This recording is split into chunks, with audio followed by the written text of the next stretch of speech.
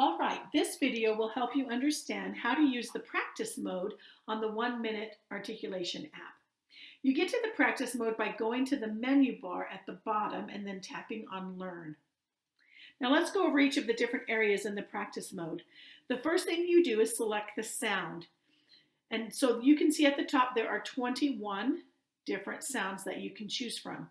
So select the sound you want the child or the student to work on. We're going to choose F. And next you're going to select the position. So if you choose the initial position, then you're going to see that the sound is at the beginning of words: food, fish, fan. If you choose the medial, then the sound is in the middle: waffle, elephant, safety pin. And if you choose final position, the sound is at the end of the words: hoof, roof, and loaf. All right, now after we have selected the sound and the position, then we need to select the set of words. Let me show an example of this by choosing the L sound. So you'll notice in the initial position of the L sound, we have set one set of words. If you go to medial, there's set 1 and set 2. Final has set 1 and set 2. So you can look over here at details. It's written in blue. You can click on that and it will show you the words that are used in that set, and you can choose which one you want. All right, now let's choose the type of practice we want the child or the student to do. You have 3 choices. A child can practice at the word level, the phrase level, or the sentence level. Now let's see what those practices look like. Let's go to S and let's look at the word level. When a child practices at the word level, they will practice 1 target sound for each picture. You can see there's just 1 S in there. But at the phrase level, they're going to practice 2 sounds, or maybe even sometimes 3. So this says, I see soup, I see a 7, I see Santa. All right, now when they go to the sentence level, it gets even more challenging because they're going to practice 4 different target sounds in each turn. Look at this. Soon Sam will sell the soup. Soon Sam will sell the 7. Now that is good practice, and that kind of practice will change speech patterns quickly, and that is what our app is all about. Now, one thing I should mention is when you want to get back to the main page for practice, then you're going to go up to the top of the left-hand corner, and you can see there's the word written cancel in blue. You push on that and it takes you back to the main practice page.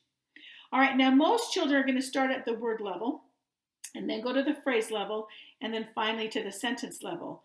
However, if you are practicing with a young child, they will most likely just work at the word and the phrase level for a long time before ever going to the sentence level, because the sentence level is very challenging. It's packed full of sounds. And older children can't wait to get to the sentence level, but younger children will need more time at the word and phrase level. So just remember that. Now there's also another feature that you should be aware of in the practice mode, and it's this little black arrow that's in the bottom left corner. Now let's say that you have a child who's practicing their sounds and they're going along, but they misarticulate one of the sounds and they keep going. You can stop them and make them go back and correct that sound, and then continue onward. So it's important to do this because we want to make sure that they're practicing correct sound. So that back arrow feature is a nice one to have. Now let's talk about scoring. So let's go to our R sound. And there's 2 ways to keep score. So let's go to medial R and we'll go 2 words. All right. So you can press on the bottom green button each time they do a correct sound, and you can press on the red button for incorrect sounds, or you can swipe. You can use the small green dot on the left to swipe for correct sounds, and the small red dot on the right to swipe for incorrect sounds. Either way, if you swipe or you tap, the responses are tallied at the top of the picture. you can see it in the right-hand corner. So right now we have 9 correct responses. And if I keep going, it's going to add up. It's just adding 1 sound for each tap. And then if it's incorrect, it's going to add incorrect one. Now let me show you what happens in the phrase level. Well, let's go to the sentence level.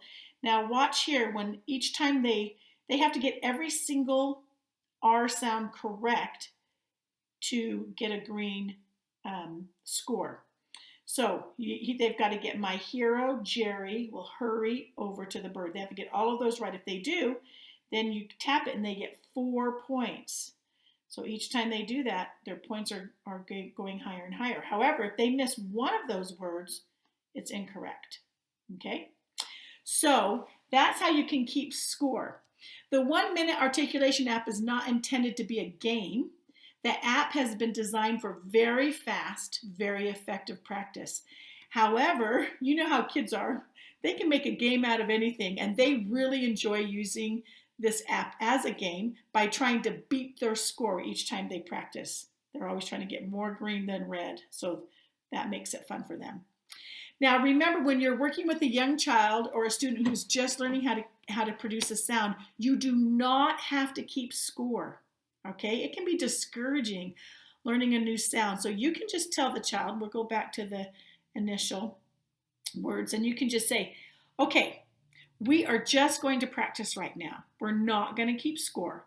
And then just keep scrolling through the pictures and letting them take the time they need to produce and correct any sound that they need to. And then just keep clicking on the green button, all right? Just for good practice. Now, once the child is using the new sound correctly, most of the time with very little assistance, you definitely want to start keeping score to encourage the child to take responsibility for their new sound, all right? So that the scoring really works well for that. Now let's talk about rounds. Let's choose another sound. We'll choose K, and let's do final, and we'll do a sentence here. So as a child goes through and they practice, they're going to go through a set of words, phrases, or sentences, and it will be recorded as a round. So if you look up in the top right corner, we see that we're on round 1, and you look on the left side, it says questions 1 through 12. So as they go through, they're going to go through a whole set of questions, and when they get to they finish that set, it starts round 2, and then they're going to keep going. They're going to practice again. All right? So you always want to make sure the child practices enough rounds. If they don't practice enough rounds, you won't see the dramatic changes in their speech patterns. And that's what we want to see. The only way to change a speech pattern is through a lot of practice. So a child should do 4 to 5 rounds at the word level, 2 to 3 rounds at the phrase level, and 1 to 2 rounds at the sentence level in order to get enough practice. Okay? So remember, though, that if you're working with a young child or someone who's just learning to produce a new sound, cut the rounds in half at first, because it's going to be very difficult and fatiguing for them as they're trying to learn a new sound. But as soon as they get better, then you can increase the rounds and the practice and get them doing more and more so that they can, as soon as they can handle more, increase the rounds and practice. All right, one other thing that I wanted to talk to you about is don't worry about the child practicing the same words, phrases, and sentences over and over again. The app had to be designed this way in order to achieve the high frequency, short duration model type that we were going for. It's not necessary for a child to practice, a lot of different words. What is important is for the child to consistently move his tongue, lips, teeth, and mouth in the right place over and over again until the sound he is working on becomes so natural that he doesn't even have to think about it. His mouth does the right thing automatically because he has practiced doing it the same way so many times. So all of his correct sounds will transfer to all the other words that he uses in his daily speech.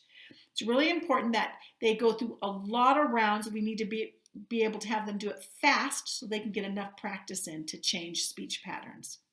Okay, so now let's look at what to do at the end of a round. So We're on question 6 out of 12, so we're going to keep going. We're going to finish this round up. Now we're on round 4, and we want to stop. So we're going to go up to the top right corner and tap on end round. It's written in blue. And then we can see view your results. So we're going to tap on that.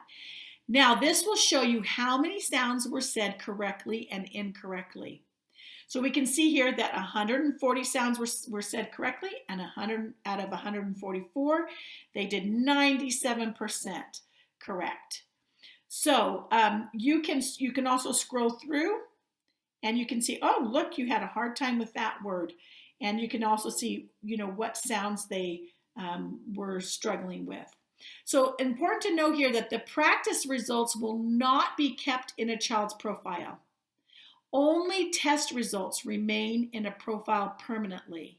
So if you want to keep the percentages or keep the amount of practices they got in, then you're going to have to keep some kind of a tally sheet, because once you go up to the top right corner, see where it says close in blue?